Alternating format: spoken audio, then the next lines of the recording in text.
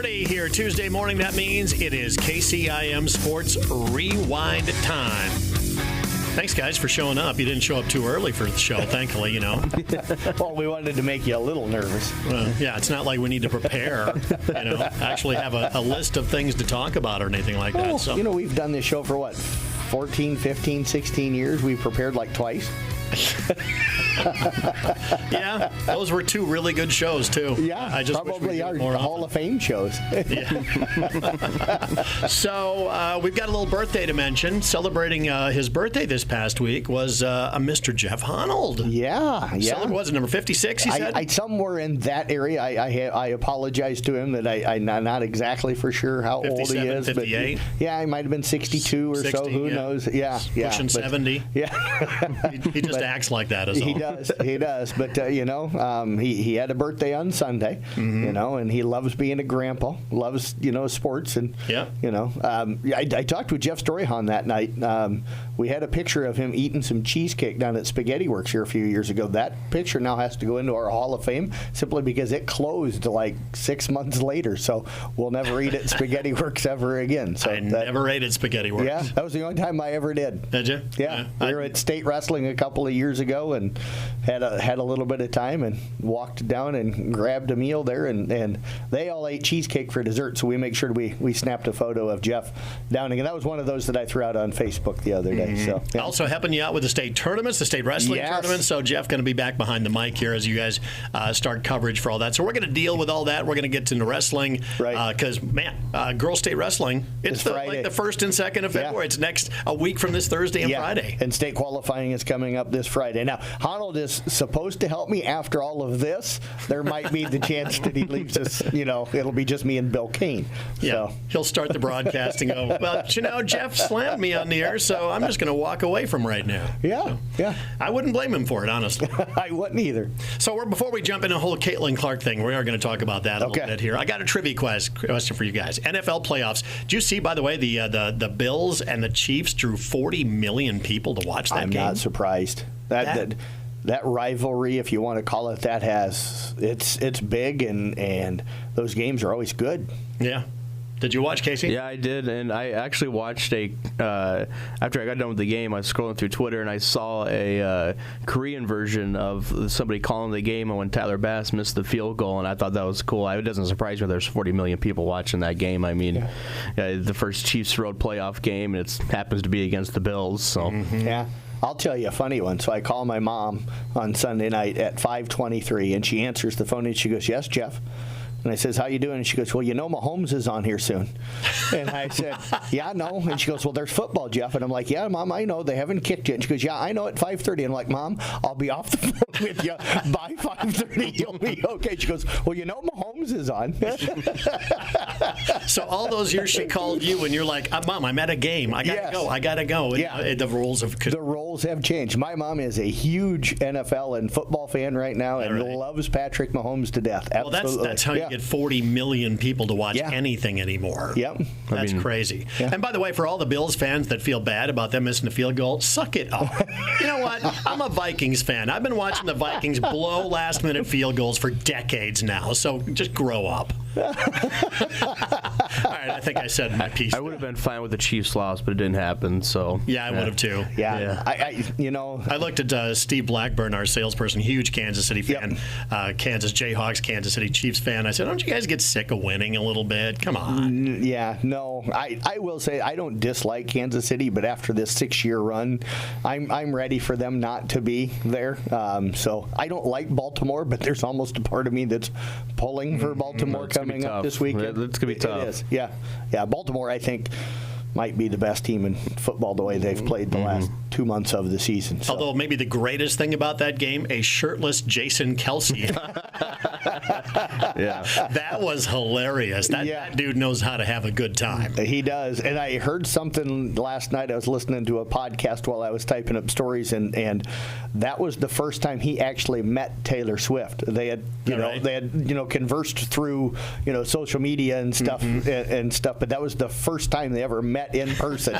And he kind of hands her the beer or whatever, hold my drink and celebrated. I'm pretty sure it came after Travis scored his first touchdown. They showed put Taylor on TV, and I'm sitting here thinking, I wonder. I'm sitting at a table with a bunch of friends, and I'm like, I wonder if they're going to show Jason. I'm not even kidding you. The next frame was Jason shirtless, smashing a beer on TV. Yeah, that's one where you to introduce your girlfriend to your family, and you go, yeah, I got one family member you're going to accept and get by with. So, but yeah, that was funny. So Detroit and San Francisco in the NFC. I'm loving this matchup. I am too.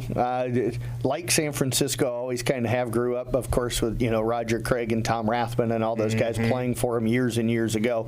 But there's a part of me that's like, man, it would be so cool to see Detroit in a Super Bowl. Yeah, I would too. Well, somebody tweeted out, says, this is an Iowa State dream. You got Brock Purdy on one side, you got David Montgomery on the other side. Somebody's going to go to the Super Bowl. It's an Iowa dream too, but we're going to talk about Iowa State, of course. Oh, yeah, you got that one. Well, we are an Iowa State affiliate here. What position do those guys play? That Laporta and that other guy, Kittle? Yeah, I think that I would personally like to see Detroit in it, just because of all the things. And it's been 3 years, I think, to the date that they won their game last week was when Dan Campbell did his famous introductory speech. Yeah, so everybody thought he was off the rocker a little bit. Yeah, now look at him. So I would like to see Detroit. I think they said last time they were in a championship game, he was in high school. And all the players, David Montgomery, Jared Goff, none of them had been born yet. It was 32 years, I think, since the last championship game. And if they would make the Super Bowl, it would be the first time in the franchise's history that they would actually make the Super Bowl. So I think there's going to be a lot of the nation pulling for them because they are that awesome underdog story. It's weird because you're a Vikings fan. You're a lot of Bears fans, Vikings fans, Packers fans, all pulling for them. You guys wouldn't pull for one of those other teams. Oh, no. No other time. Detroit's the only team in that division the other franchises don't hate. Yeah, we don't ever hate because they've been the doormat of the conference of the division for so long. So speaking of the Lions, they are making their first NFC championship game. There's two other teams in the NFC that have not made a championship game this century. Okay. Who are those two teams that have not made the NFC championship game this century? Okay. That is the trivia question of the morning. So let's get on with basketball. Of course, you got to talk about Caitlin Clark. Just celebrated birthday number 22, by the way, on Monday. And she celebrated by, I suppose, answering a lot of questions about how she got run over after the Ohio State game. A lot of people making some hay out of that. But, it was you can't blame Ohio State. They're thrilled. If that game were against anybody else but Iowa and Caitlin Clark's team, they would have never stormed the floor. There never would have been 18,000 people in that facility. She is the Michael Jordan of college basketball and of women's basketball. So that's what brings it out. I mean, people are gonna storm the court when the Iowa Hawkeyes come to town and they get beat. And I certainly understand the concern for the safety of the players. That has to be number one. If she was hurt, boy, you never would have run into that. Absolutely. But I also say this: it's like, okay, you got 18,000 people in the stands and they're all rushing the court.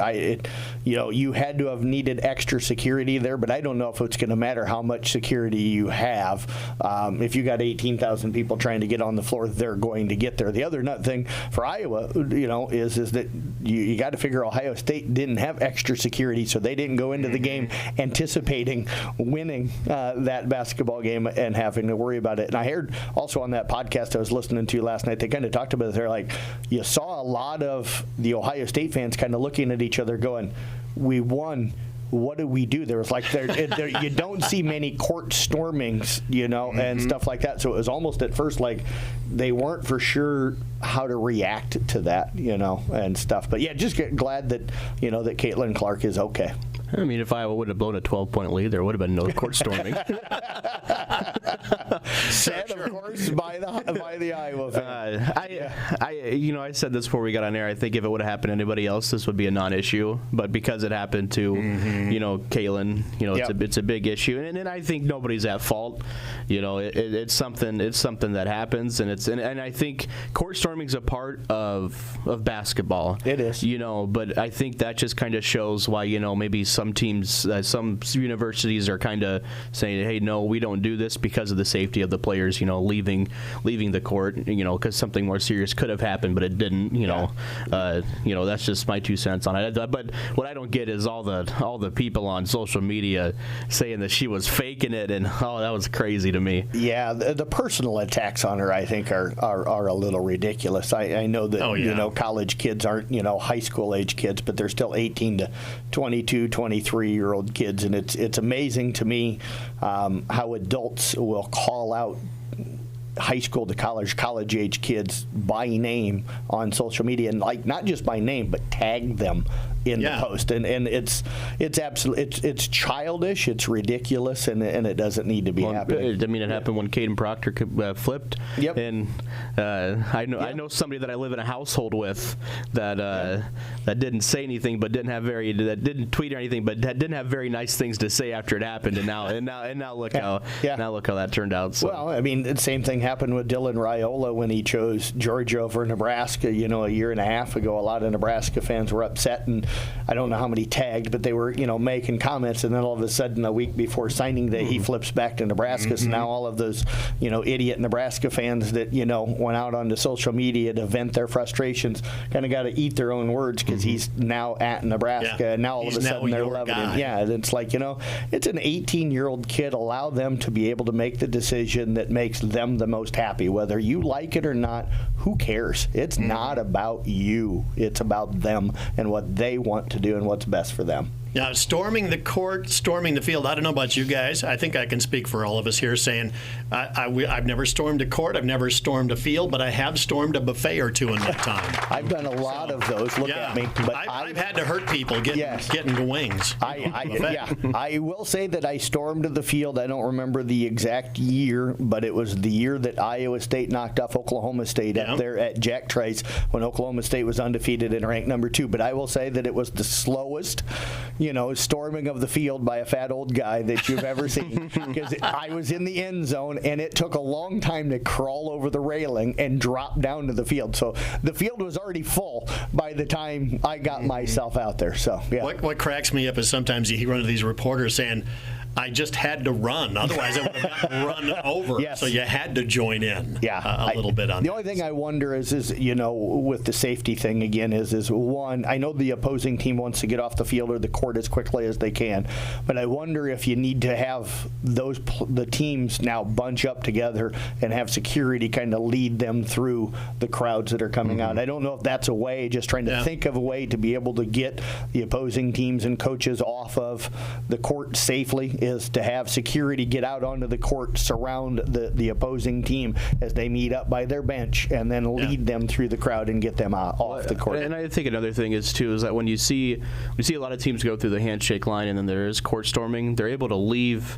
off the sides where they're shaking hands. At Ohio State, I think they had to go opposite side of the court. Absolutely. So I mean that was I think one of the main issues on why it happened, because most teams are able just to leave to the sides where they come into the benches. Right. Well, I think at Ohio State they had to go opposite side of the court. Yep. So and that's a good point. If you're a player too, you have to know that. I mean, that's a huge game, and the game's coming down. When the crowd is that into it, you better know when the game ends. You need to be moving as quickly as you can to get to your side, to get to your bench or whatever. So now I'm not blaming Caitlin Clark. So don't think I am doing that. But you got to think of your own safety there too a little bit. Right. Hostile crowd. They're gonna be excited, and Caitlin Clark kind of understood all that at the end. So she said so in the post game conference. And I think the AD came in and apologized. He did. With what happened and stuff like that. So Coach made an announcement in his post game too. And Gene Smith was at Iowa. No, he was at Iowa State. He was at Iowa State years ago. So there's a connection there or whatever. But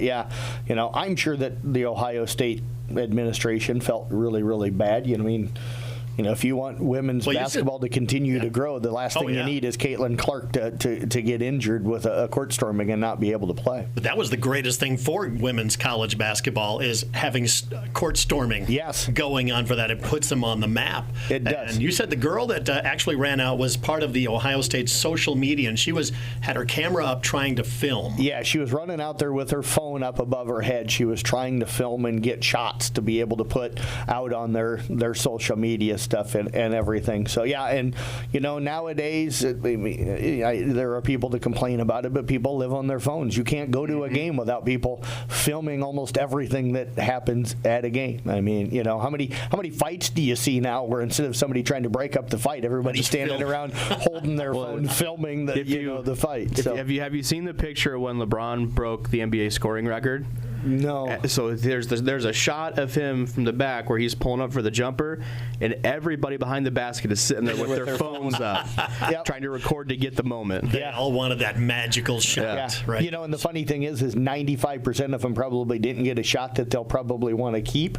And so instead of, and I'm fine with the whole phone thing, but I sit here and I'm like, instead of just enjoying the moment by watching it, everybody's worried about getting their phone out and trying to get the right video, and most of the time they don't end up getting the video the way they want it. Somebody gets in their way, or they miss him, or they miss it or something. So then they ended up missing the moment live anyway. Yeah. You pay like a Super Bowl, $1,000 for a ticket, and you're sitting there looking on your phone because you're filming on your phone instead of just looking up and watching the game. But welcome to this younger generation. I'm teasing Casey because there was a night he was here for bad weather. I think it was national championship night. Yeah, or semifinal night or whatever. National championship night. And he's like, not that big a deal. I'll just pull it up on my phone or watch it on the computer in the studio. And I'm like, we do have a nice big TV out in the front lobby. You can go. And he goes, nah, it's all right. I'll just watch it on my phone. And I'm sitting here going, who wants to watch the national championship game on this tiny little screen on their phone? But and I'm not making fun of it. That the younger generation is okay with that. I would go watch it on the TV because I want it on 50 inches of screen.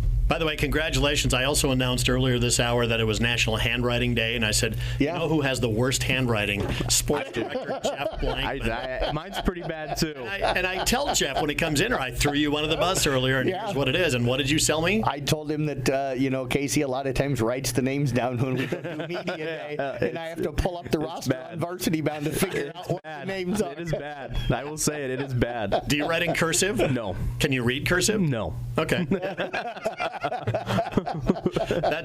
That amazes me. After all the years that we spent learning cursive in school, nobody uses it anymore. I still write in cursive some when I write. I know. That's half the problem. It is. But my problem is now I do cursive and regular writing, so it's a mixture of the two. It's like your own shorthand, Yes. Anyway, we've already burned half of the show talking about absolutely nothing, really. We'll be back. We'll actually talk about high school sports. Wrestling, we're going to do that coming up next here on KCIM Sports Rewind.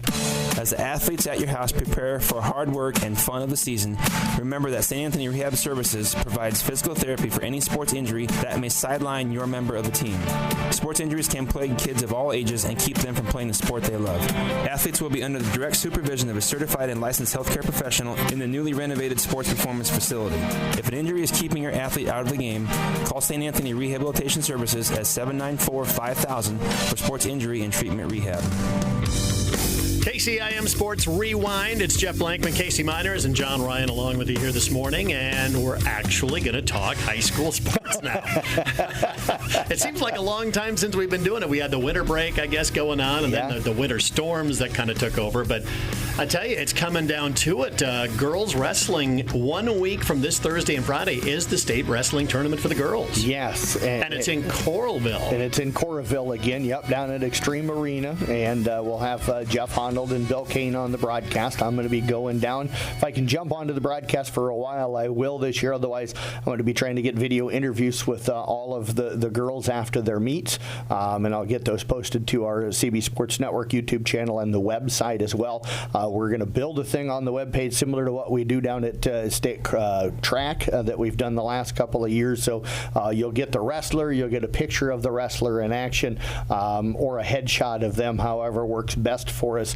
And then you'll get the result along with the video interview, and that'll be uploaded and updated. Hopefully, depending on how busy we are with the number of kids that qualify, I'm hoping to keep that almost updated as immediately as I possibly can. So you'll be able to get all of the information about how all of our area wrestlers do. Now, our entire broadcast will be on our CB Sports Network YouTube channel. So we'll be live the entire day. Poor Jeff and Bill are going to have to talk a lot. I'll try to get some audio video interviews as well with some of the coaches, maybe with some of the wrestlers and stuff. So we'll update those so that they can get like a little bit of a break in between some of the matches and stuff. But we will be live the entire sessions as long, I should say it this way, as long as we have a wrestler that still is going to be wrestling. When our last wrestler is done, they'll do a recap and end it. But so they're not going to stay live if we don't have anybody coming up to wrestle. Tell you, it was outstanding coverage for the boys state wrestling tournament last year and all that. So we look forward to it this year. What are the odds? Give us a little preview of what you got coming up with wrestling. Well, the state qualifying for the girls is coming up this Friday, and we're lucky in a way that most of our teams go to Sioux City, up to the Tyson Event Center. They're going to be in different what they call regions up there, but Audubon and Kemper will be in Region 1. Carroll and East Sac County are going to be in Region 2 and stuff. So everything starts at 10 o'clock. It'll be the top 4 wrestlers out of each weight class going to advance down to the state tournament. South Central Calhoun, they're heading to Region 7, but they get to go to Mason City. So they'll be up there at the Civic Center. Yes. Yeah. Surprised that they sent them to Mason City. Yeah, I am too. But from everything I've talked to a few of the people at the Girls Union, and from everything I understand, what they tried to do is look at the number of kids out on each of the teams, and they tried to balance the regions so that the regions had about the same amount of kids. It's not going to be perfect, but they tried to balance those regions so that you had about the same amount of kids in each weight class. So that way they feel pretty comfortable about taking the top 4 from each of them. So. Yeah, that's, again, totally understandable if they want to do that. So they don't want some kids making the state tournament having wrestled twice. Right. And others that had to wrestle 4 or 5 times. Yeah, and we've got some wrestlers that are wrestling really, really well. I was surprised last week when I got the rankings from Hupke Wrestling that we've only got one girl ranked right now, and that's Evelyn Kramer from South Central Calhoun. She's ranked 9th at 110 pounds and stuff. So she's the only wrestler ranked in they do a top 12, so she's the only girl wrestler that we have ranked. But Emma Daniels has really come on and is wrestling well for Carroll High. Chloe Jones has come on. Brianna Kiger has been wrestling well for them. Avery Burke continues to wrestle well. Sonny McGowan continues to wrestle well. I think we've seen even Sadie Smith from Kemper come on here the back half of the season and is wrestling well. Laura McCarville's been kind of the top wrestler all year down at Audubon, and a young lady that's just kind of gotten out under the mats. I think she's 6-2 after the meet up at Sac City last night. But Jamie Pierce went out early and didn't get a chance, but she's really come on. Her and Olivia Mack have kind of been the 2 top wrestlers for East Sac County this year. Yeah, I think just looking at last night, 3 of our area teams all wrestled in one place, and I think every single team had somebody finish 4th or higher. Right. So that gives you a good indication on, the amount of girls we could get down, in Coralville, which I think could be a pretty decent amount. Yeah, Mia Heffley, don't want to forget about her as well up at South Central Calhoun. She's been wrestling extremely, extremely well. So, I think we've got a chance. Last year, I think we took 14, if I remember. I don't know if we'll hit that number this year, simply because it's set up a little bit different, and it's going to be a little harder to qualify than it was a year ago. But how many classes are? Just one. Just one class. It's all still just one class. So that's where it's going to be a little harder. But I think we've got a chance of getting around that double digits and stuff. So it's going to be interesting. I think Carroll High's got a chance to probably send 6, 7. We'll have a chance to go, and then we'll see from the other teams. I'll say it's tough because you look at how they've done in their tournaments, and you look at how they've done at the quads and stuff that they've went to outside of the local area, and you try to figure out based off of that. But it's really hard to know in year 2. I look at the teams that are going to be up at the Tyson Event Center in both of those regions, and most of them I'm not really familiar with, and stuff. And I haven't went through the rankings yet. And I know last weekend when pretty much all of our area teams, not all of them because ESAC went Northwest, but all the rest of our area teams were down at Atlantic on Saturday at a tournament, and I went through and looked at the rankings and then compared all the different weight classes. And a lot of the weight classes had, maybe 1 or 2. I think the most I saw was 3 girls ranked. Now you're probably going to find that different at some of our regions that they're going to go to. So a lot of it's going to depend. If you got 2 or 3 or 4 girls ranked in your region, it's going to be harder to get through, and get to the state tournament. So how cool is this? I mean, this is year 2 for girls wrestling, to watch a sport kind of, in essence, start from ground zero into year 2. It seems like they made a huge stride this year. They have, and I think the skill level of the girls, there's so much more of an understanding here in year 2 because a lot of them started with that 1 year or maybe a couple of years of experience. And I know there was a media person around here and stuff that posted to Facebook about midway through the season and stuff, and I thought it was a really good comment. He said, I wish they'd have sanctioned girls wrestling a long time ago. You see a lot of girls that weren't out for anything in the wintertime that are now out, and you look at the competition level that you're starting to see out on the mats and the aggressiveness that they're going with, and girls wrestling is headed in a very, very good direction. I think you always had girls that, before it got sanctioned would wrestle. I know South Central Calhoun always had girls on their wrestling team, before, and now it just gives them a chance to, show off their skill set, compared to having to wrestle boys all the time. I think it's a great thing, and I think you talk to every area school this year, they might have not went up in big numbers, but it was a tick up in numbers. So the participation rate, like you mentioned, has just gone up a lot this year. Yeah, that first year, there was girls that kind of sat back and wanted to see what it was like, and then kind of watch their friends and their classmates and their schoolmates go out and kind of talk to them, and kind of found out that it was different than maybe they thought it was going to be, and they came out this year. So Carroll High took the biggest jump for numbers, but every school that we cover had an increase in number of girls out this year. Yeah, and that's been the problem in the past, is participation numbers. Every sport but volleyball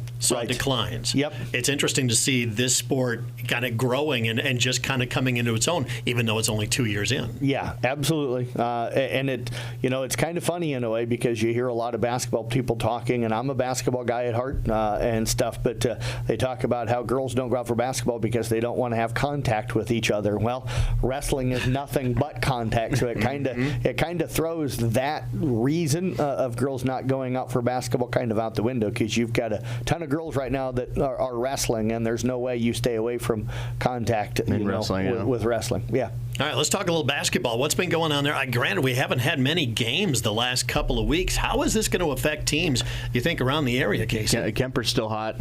Yeah, I know that. Not going to affect them at all. No, they've been a big win on Saturday, I think, against Grandview Christian, a 10-point win. They turned around, put up 92 last night, I believe. I know Jeff typed all the boys' stuff up last night. But, they put up 92 on Glenwood? Yeah. Wow. On the road. Yeah, and 25 in the first quarter, 26 in the second quarter. They were up by 51 to. They were up by 20 some at halftime at Glenwood. Put up 91. I can't remember who me and Doug had again when they had the game last week. Creston put 91 up on Creston on Friday night. Yeah, and then turned around. So within the last 3 games, they put up 91, I think 65, and then 92. So Kemper's hot. Carroll, they're playing good. I think the DCG win you can throw that out the window, because there's not a chance you'll play DCG again this year. Right. But it was a good test to see where you're at with a very good DCG team. They turn around and get conference play tonight again. A tough defensive team in Winterset, and they got coming up tonight. Big win last night, against Ballard. I think for Carroll, it's getting some other guys confident right now. I called the DCG game. Too much has to probably kind of go through Evan. They rely on Evan to have to score too much sometimes, and it's not that they don't have other guys, but you could see out on the court, and Randy talked a little bit about it in the post game that day, that when things started kind of going wrong, some guys didn't really want to handle the ball and the pressure. Some guys didn't really want to take the shots, and stuff like that, and it kind of all came down to Evan having to be kind of the guy that had to kind of carry things. And then I think that's a little bit of their inexperience showing up too, because a lot of the guys on this Carroll team didn't play varsity last year besides Evan. So and with how great Evan is, he's their best scoring the basketball, but also at times their best distributor too. So when he can't pass out of the low post, kind of halts their offense a little bit. East Sack's playing good. Those are the 3 teams that are playing really good. South Central Calhoun, the 10-game winning streak, I think, if I'm correct. Streak, and they're playing, especially on the defensive end. They've held 3 straight opponents in the 40s, including Alta Aurelia, who picked up a big win, who was leading the conference. Yep, Alta Aurelia was undefeated in the conference, and they kind of manhandled them a little bit on Saturday. That's impressive. That's a huge win for them. So John did want to announce. I just noticed that we're kind of running out of time a little bit here. Couple of notes here, real quick. quick. Merchants Park was named the 2023 Diamond of the Year. So now Merchants Park and the baseball stadium down at Coon Rapids are the only 3-time winners of the Diamond of the Year, and this is from the Iowa High School Baseball Coaches Association. John Waddle also recognized for his 800th win this last summer and was named the Southwest District Class 1A Coach of the Year, and Rod Berg was named the Northwest District Umpire of the Year. So those are some of the notes that came out of that. And then we've set the date. Sunday, March the 10th will be our Winter Rewind All-Star festivities.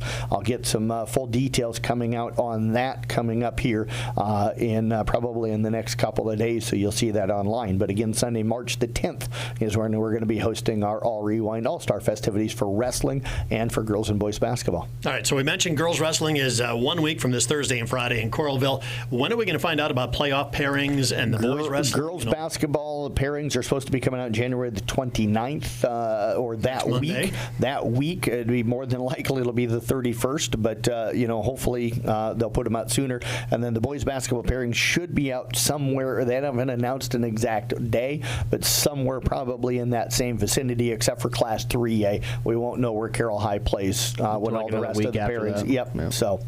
All right. So, trivia question. Did you? I forgot about that one. I almost forgot about it again. Yeah. So the Lions are in the NFC Championship game. What other 2 NFC teams have not been in the NFC Championship, have not made that this century? I'm going to say the Washington Commanders. The Washington Commanders is correct. Yeah. And Casey? I'm running through division teams right now. Yeah. Cowboys. Right? Yeah. Absolutely correct. I know that because my brother's a Cowboys fan. Sorry, Todd Danner. No, we're not sorry at all, Todd. Your team can go 0-17. That's still not bad enough for me. So I have been a diehard Cowboys hater since Drew Pearson pushed off in the original Hail Mary back in the day. So, all right, that is KCIM Sports Ryan for this week. You can catch a podcast available on the website coming up here in minutes.